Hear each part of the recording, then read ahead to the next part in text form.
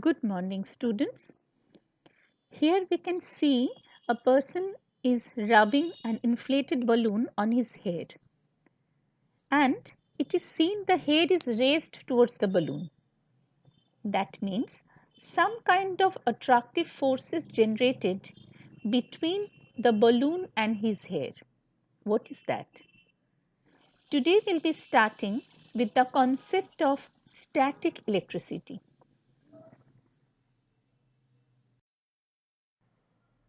Now, what do we mean by static electricity? As we all know that the word static means an object which is not moving.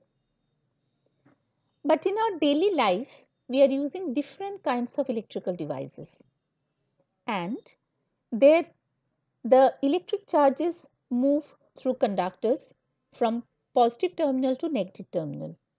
So those charges are dynamic. Here we are restricting our discussion on the charges which are not moving.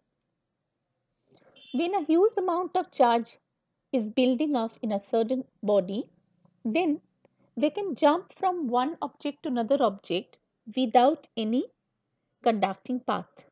This is known as electric discharge.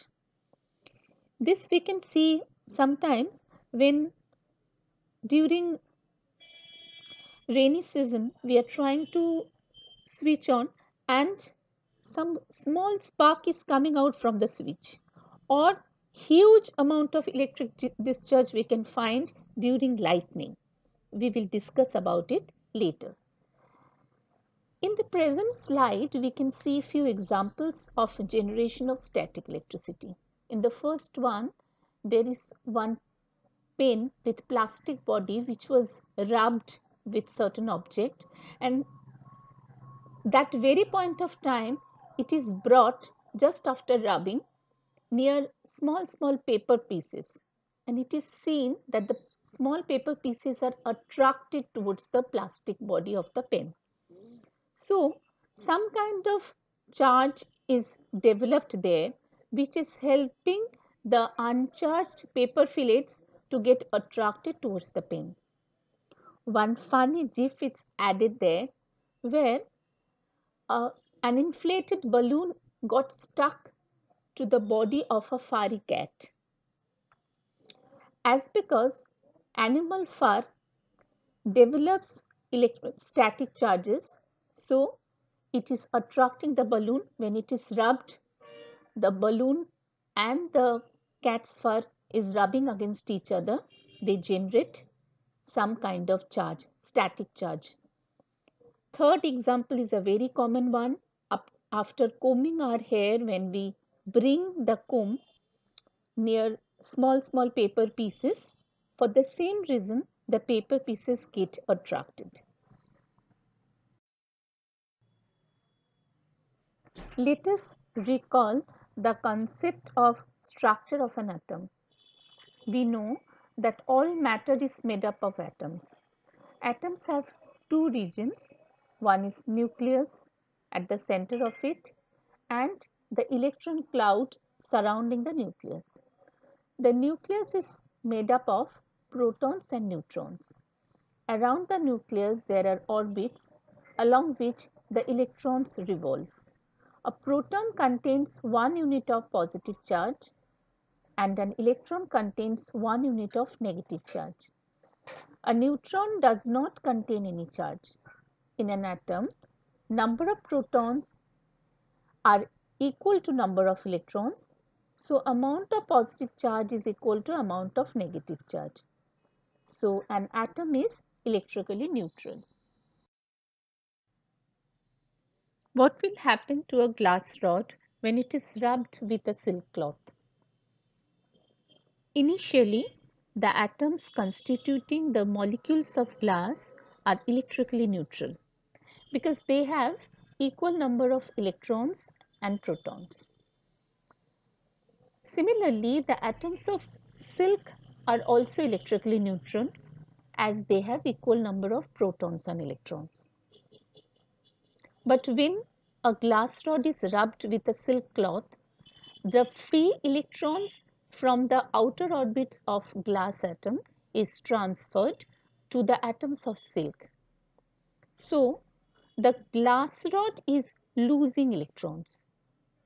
In the glass rod, the number of protons is comparatively greater than the number of electrons because electrons are removed. So, this deficiency of electrons give rise to positive charge in glass. Similarly, the electrons which are removed from glass rod, that is accepted by the silk cloth.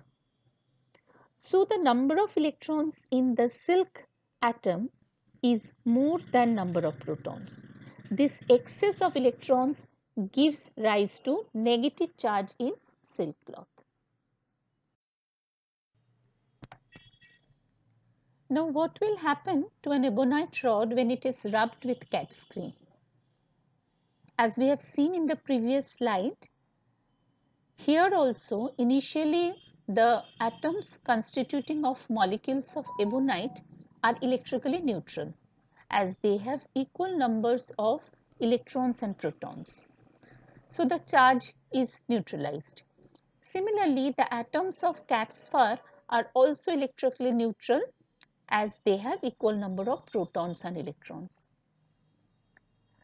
Now, when an ebonite rod is rubbed with cat's fur, the free electrons from the outer orbits of the atoms of fur is transferred to the atoms of ebonite. So, cat's fur, it is losing electrons and the number of protons is comparatively more there. So, deficiency of electrons gives positive charge to the fur. Similarly, the electrons are received by the ebonite rod. So, the number of electrons will be more and the excess of electrons gives rise to negative charge in the ebonite rod. Now, automatically a question arises by looking at the previous two activities that how will we know that which body will lose electron and which body will gain electron? Is there any rule? Because in case of glass rod, when we rubbed it with silk cloth, the glass rod was losing electron which was gained by silk. But in case of ebonite rod, the ebonite rod was gaining electron and the fur was losing it. Who decides it? There is a series which is known as triboelectric series, and it is arranged in a manner, different substances are arranged in a manner in the descending order of tendency to lose electrons. So, if we just pick up any two objects from there and rub them against each other, the first one will lose electron and will gain positive charge and the next one will gain electron and will acquire the negative charge. Here we are seeing one more example where an inflated balloon is rubbed and it is attracting the paper fillets. This is a kind of static electricity, and one dynamic electricity is also shown which is operated by battery.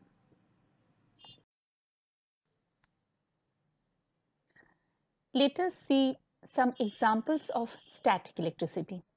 The first one we have already discussed in the first slide, that is rubbing of a balloon on our hair. When we are walking across a carpet, there also friction takes place, and that's why static electricity is generated between the feet and the carpet. Clothes tumbling in dryer also develops static charges. So, all these examples, the charge is generated due to rubbing or friction. Static charges can be produced by other methods also, which we will discuss in our next class. In this class, we are concentrating on the process of charging by friction. We have one more example here. When we are combing our hair, we can see that the hair is raised towards the comb, because during combing, friction is generated between the comb and the hair, and when the charge is developed, it is attracting other uncharged objects. Here also we can see a lady is combing hair, the charge is generated, and this charge is capable of attracting light objects.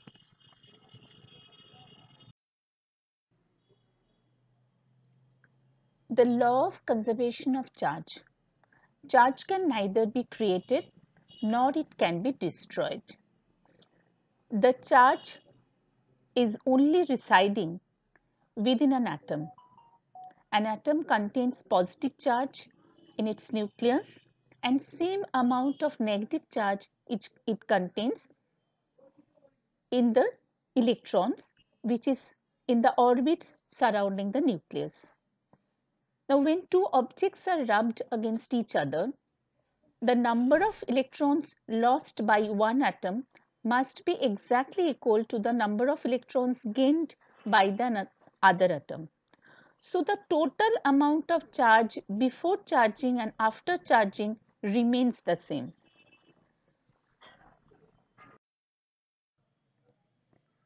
Why does the charging occur due to only transfer of electrons and never due to transfer of protons? Protons are approximately 1840 times heavier than an electron. Protons are strongly bound to the neutrons by strong nuclear force. So, proton is practically immobile and they don't contribute to the process of charging. Only transfer of electrons give rise to charge. So, positive charge is acquired by an object due to the deficiency of electrons and never due to the addition of protons. Remember this, protons cannot be added or moved. Only electrons are lost and the deficiency of electrons give rise to positive charge in a body. And negative charge is acquired by an object due to excess or addition of electrons. Two glass rods are brought near each other after rubbing with silk. What will you observe? As we can see in the figure that the two glass rods, when they are rubbed with silk, they acquire positive charges, and when they are brought closer, they repel each other. Similarly, when two ebonite rods are brought near each other after rubbing with fire, we can see in the video that they are repelling. But when we are bringing one positively charged glass rod near a negatively charged ebonite rod, we will observe that they are getting attracted to each other. So we can conclude that like charges or similar charges repel each other and opposite charges attract each other. Learning outcome of this part of the chapter will be the students will be able to recall the concept of structure of atom which they have learned in chemistry. They will be able to understand the phenomenon of charging of an object by the method of friction or rubbing. They will be able to understand the concept of electronic transfer during charging. They will also be able to understand the concept of law of conservation of charge. They will be able to verify the concept of interaction like attraction or repulsion between two charged objects.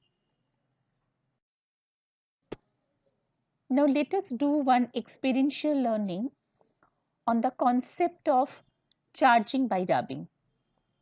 I think all of you remember how Harry Potter cast levitated their feathers using the Wingardium Leviosa charm.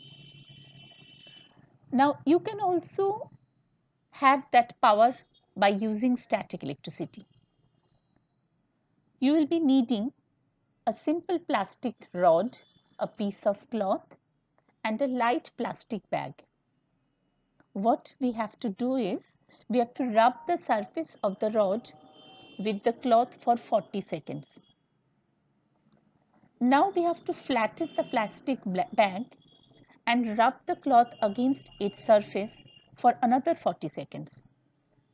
Now we have to release the plastic bag and watch it levitate as we wave the rod below.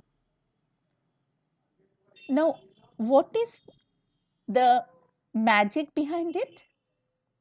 The rod and the cloth gain some kind of charge after we rub them with the cloth, and both of them acquire same kind of charge. So, as we know, similar charges repel each other. So, the plastic bag and the plastic rod, they contain same kind of charge because both of them made of plastic and both of them were rubbed with same cloth. So, similar kinds of charges were generated in them, and as similar charges or like charges repel each other, so the rod and the bag repel each other. So, when we are moving the rod, the plastic is also moving accordingly. Isn't it beautiful? We can try this. Critical thinking question. You might have observed that on a dry day, when you touch the screen of a television or a computer monitor with picture tube, you get a slight shock. Why does it happen? It happens because the television screen or the computer monitor screen are charged and have static charges accumulated on them. And when we touch them with our hands, which are uncharged, the charges transfer through our hands and we get a slight shock.